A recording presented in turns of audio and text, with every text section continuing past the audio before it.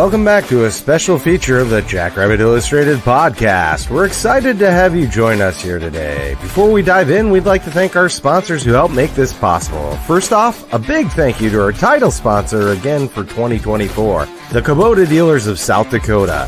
Whether it's tractors, mowers, utility vehicles, construction, or farm equipment, Kubota's got you covered. With 9 convenient locations across the state of South Dakota and 1 in northwest Iowa, there's always a Kubota dealer nearby. Stop by your local Kubota dealer and see all they have to offer. All Jackrabbit Illustrated special features are sponsored this year by Northwestern Mutual. Northwestern Mutual, the one stop for all your financial planning and life insurance needs. Next, we'd like to appreciate the support of our other special feature sponsors, Cubby Sports Bar and Grill, the best sports bar and grill in South Dakota and the best place to watch the Jacks for away games. Culver's of Brookings and Watertown. Culver's, welcome to Delicious. Jackrabbit Central, the single best place to get all the best Jackrabbit gear. And now, your special feature. Hey everybody, Dallas Clark Sr. here. Welcome to a special edition Jackrabbit Illustrated podcast.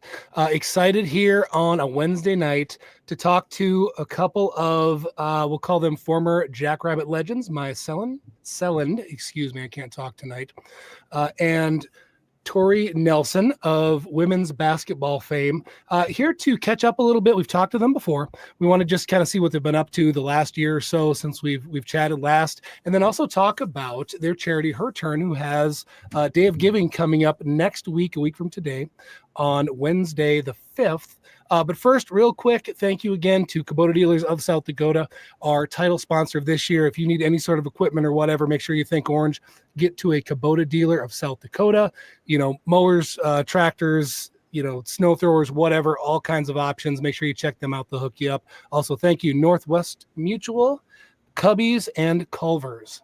All right, so I am here by myself on the JI side. I am Chadless, and man, am I inept. These two have watched me blunder around and try to set the screen up for the last 15 minutes, so I appreciate your time.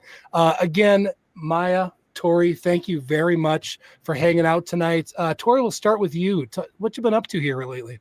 Yeah, so graduated in the spring, and since then, it's just kind of been a big adjustment for me after playing 5 years of basketball at South Dakota State. It's definitely a change, but I moved back home, so living back in the Twin Cities in Minnesota, just living with my parents, got a job, so kind of moving into that big girl realm.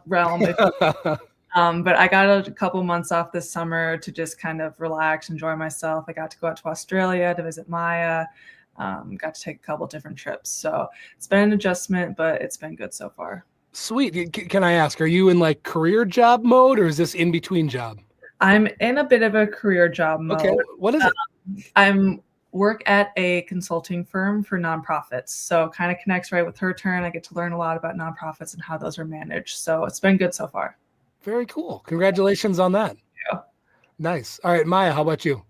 I have been around the world a bit. So after graduation, spent some time with the Lynx. And then after that, I played a season in Spain. And that was awesome. Got to travel around Spain, play basketball against some very elite talent. And then this past summer, I was down in Australia, had a special visitor come visit, but played in kind of a semi-pro league this summer.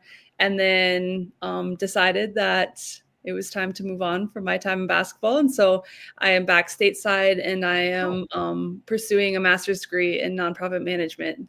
So yeah, it's good to be back. It's fun to be back learning. And I love what I'm learning right now. And a lot of it is we're using to grow Her Turn. So was really quite a journey, but I'm kind of in the same boots as Tori now, of just kind of adjusting to life after basketball. And yeah.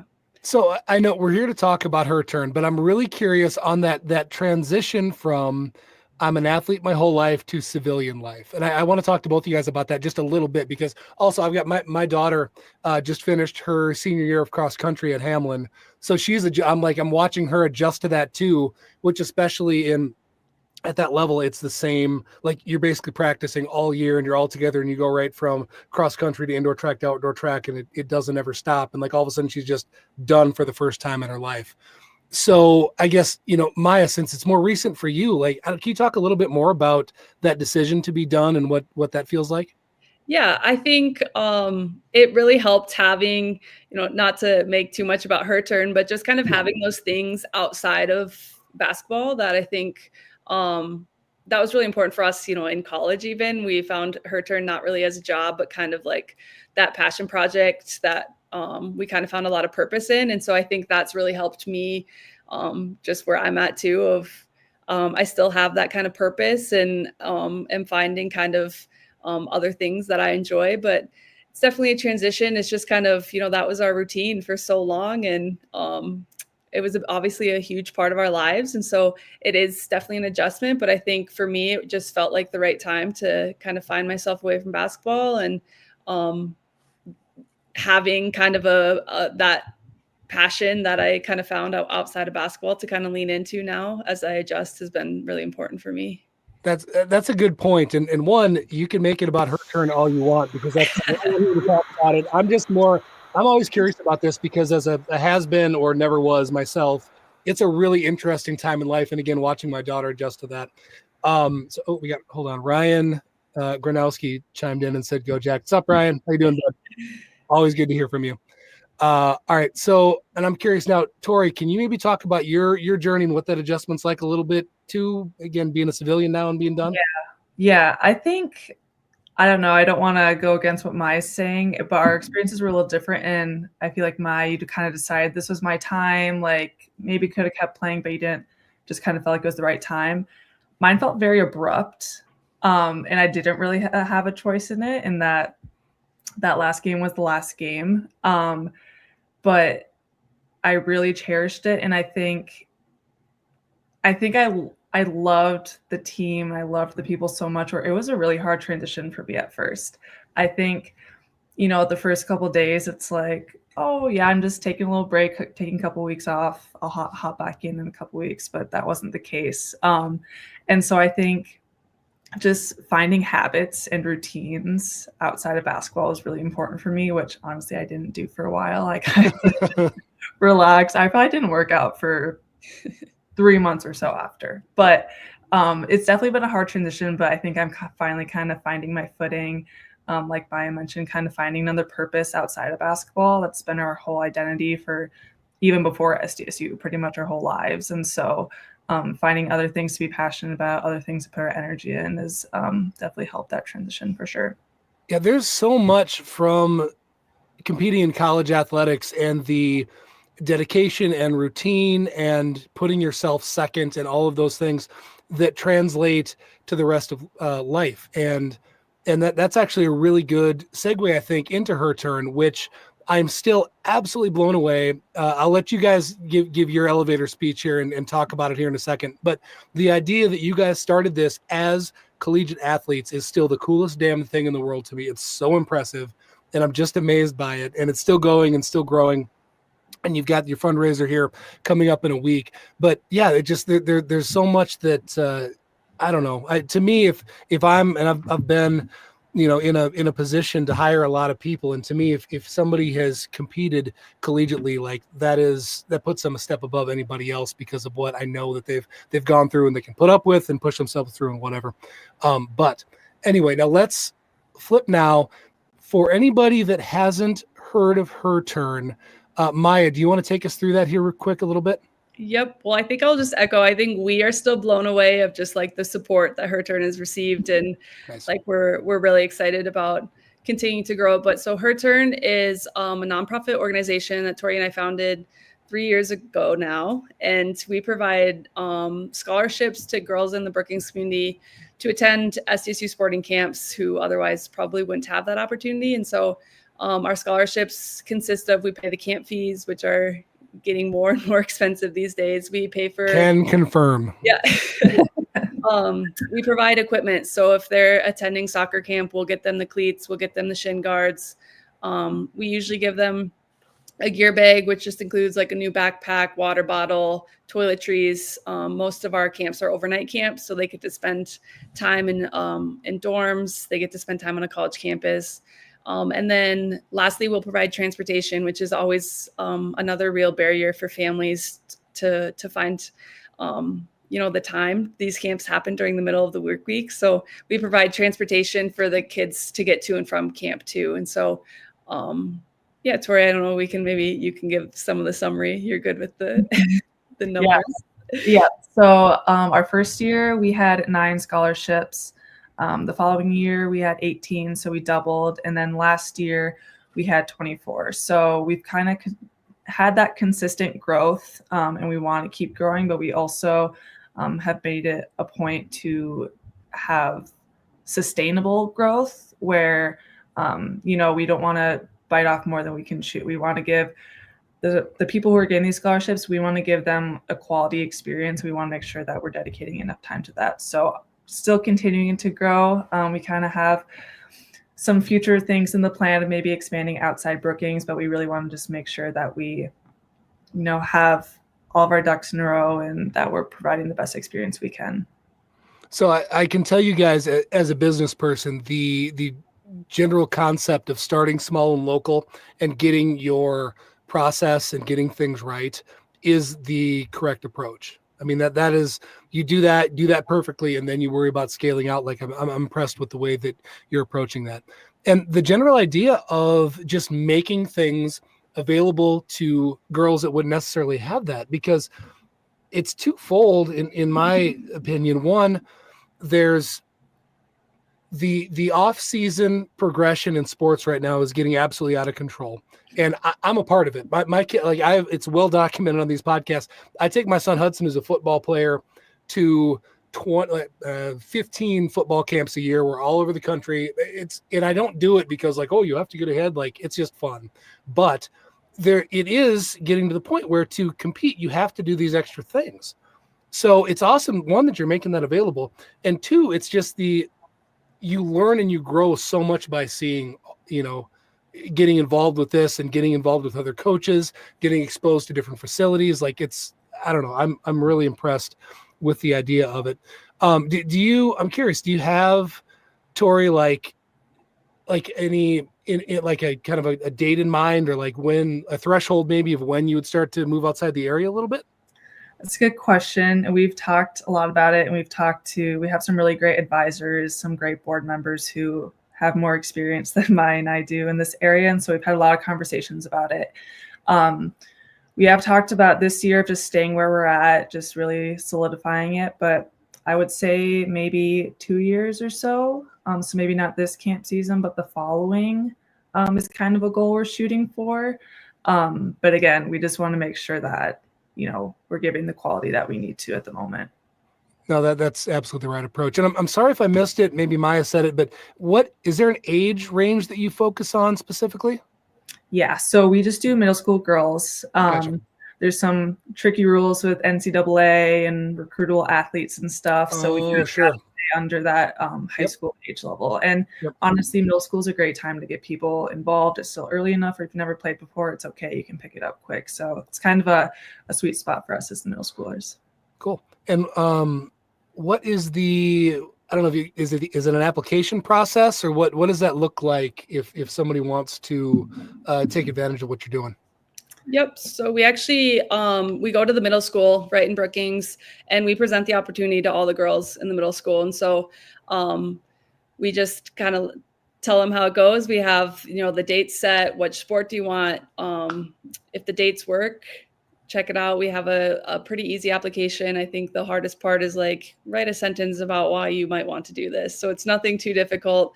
We want to make it pretty easy for the girls and their families. And then we have a really great advisory board that is in the school district. They're in the community, that they can kind of make decisions about what kind of girls who would most benefit from an opportunity like this. And so Tori and I really aren't in the decision making. We kind of determine the numbers for the years and how many we can kind of afford to give. And then we kind of just let our advisory committee kind of make those difficult decisions, because they know the girls better than we do. So do you feel that, are there girls that are deserving and of need that don't have access and that don't get selected? I mean, is the need greater than what you can currently provide, I guess is what I'm asking. We feel pretty good about where we're at. We're hoping to get to 30 scholarships this summer. And, right now, Tori, you're better at numbers than me, but we've only had about 32 applications last year, right? Yep. So we're hoping to get to that 30 mark this summer and hopefully kind of get most of our applications awarded a scholarship. But that's also in part of our conversations of growing outside of Brookings. But right now I think we think we're in a good spot of getting a lot of girls who want the opportunity. So Nice. We feel good about that. And you mentioned, Myah, what sport? Can you talk through like what sports have you impacted so far? Yep. So we work with volleyball, soccer, and basketball all have overnight camps. So those are 3 days. They spend 2 nights in the dorms. Most of our girls have wanted to participate in those 3. And then we also work with softball, and they don't have overnight camps, but they'll have like kind of satellite camps where they'll do like an hour every Saturday. And so and then they have one middle school camp. So we provide the one middle school camp, and then we allow them to go to a couple more camps if it works for them. So, but those are the 4 sports we work with. We also include wrestling on our application. So we worked with the wrestling coaches. Cool. We haven't had any girls try or apply for wrestling, but we hear it's getting pretty popular. It is, and I really wish Chad was on, but because he does the takedown pod and he's a big wrestling guy. But man, that's in 15 years, girls and women's wrestling is going to be enormous. And have you guys watched any? It's so impressive. It's a hell of a sport. It's going to take off. So I guess going from discussing the kind of need and the number of scholarships that you want to get to, Tori, take us into next Wednesday, Day of Giving, February 5th. What's that all about? Yeah, we're super excited for next week. This will be the second year that we've done our Day of Giving. Our first year went really well. We raised $20,000 in 24 hours. Wow. That blew both Myah and us away. I don't think we were expecting that. So big expectations for this year. But yeah, next Wednesday, February 5th, another 24-hour giving period. I always tell people it's basically like one day for state, if that helps you think about it. So we have just a ton of different sponsorships. We have different promotions to help really push your giving even farther. Some of our sponsorships, we have sponsorships from Cubbies.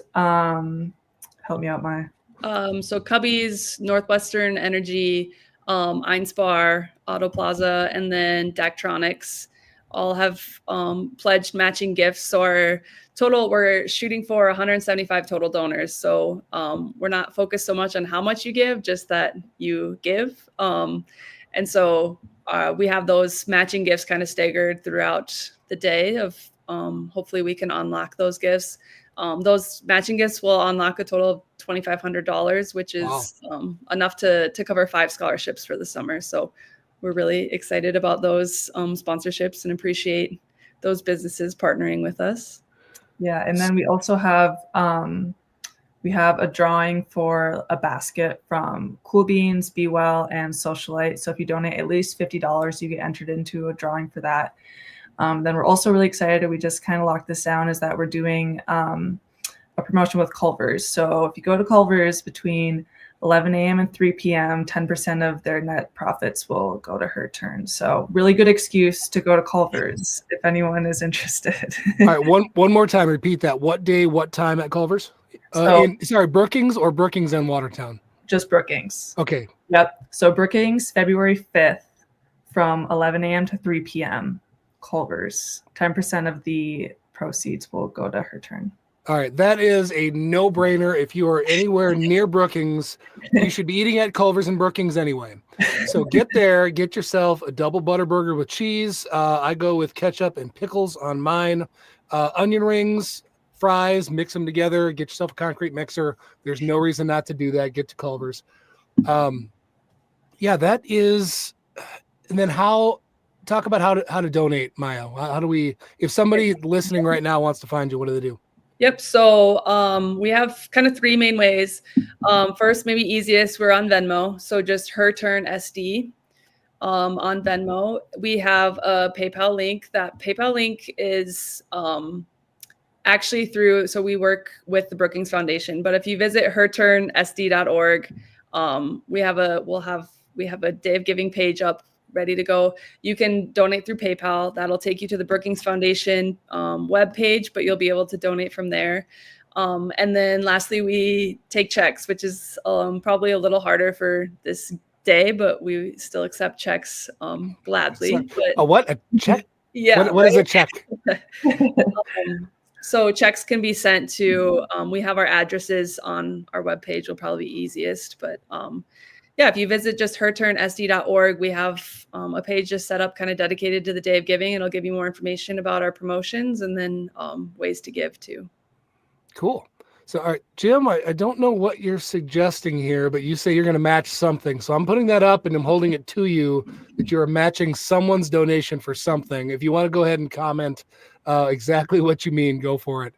But yeah, guys, Jackrabbit Nation, Jackrabbit Illustrated Nation, there is no reason that you should not donate to this next week on the 5th. There's multiple ways to do it. Get involved, help out. This is so cool. I mean, one, you're backing some former athletes. Two, you're just doing something good in the Brookings community. So make sure you get that done. If you guys want to, on Twitter and or X, whatever, and Facebook, if you want to tag Jackrabbit Illustrated, we will make sure that things get shared and reshared and out there. If you want to put that out, because yeah, this is something that is. Oh, Jim is matching Corey's donation. There we go. Thank you, Jim. All right, Corey, get it done, bud.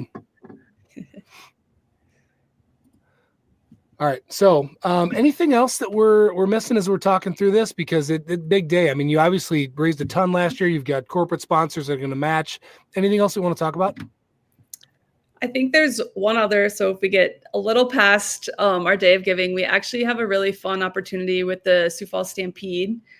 Just a few weekends after. So on the 16th, that's a Sunday. I believe it's like a 405 drop. Her Turn is the nonprofit sponsor for the game, for the Stampede game. Sweet. So we're going to be there. We'll have a booth there. And if you want tickets to the game, you can get discounted tickets through our website. There's a link on our website for that as well. And I think $5 for every ticket goes to Her Turn. So it's another fun event that we have coming up in the near future. Hey, you're talking to a newly adopted hockey guy here. What's the date on that again? The 16th. February 16th, sorry. Gotcha. All right, February 16th, Stampede. That sounds like a party to me. All right, cool. Anything else, guys? No, I would just say any donation, big or small, really makes a difference for us. It really goes all back to the community, goes all back to the young girls in our community. So we appreciate anything. We appreciate you, Dallas, for having us on here today too. Of course. I'm so impressed with what you guys have done. We'll do anything to support you. I know that I will be giving next week on the 5th. So that said, this has been fun. I appreciate catching up. Go big, go blue. Go Jacks. Go Jacks.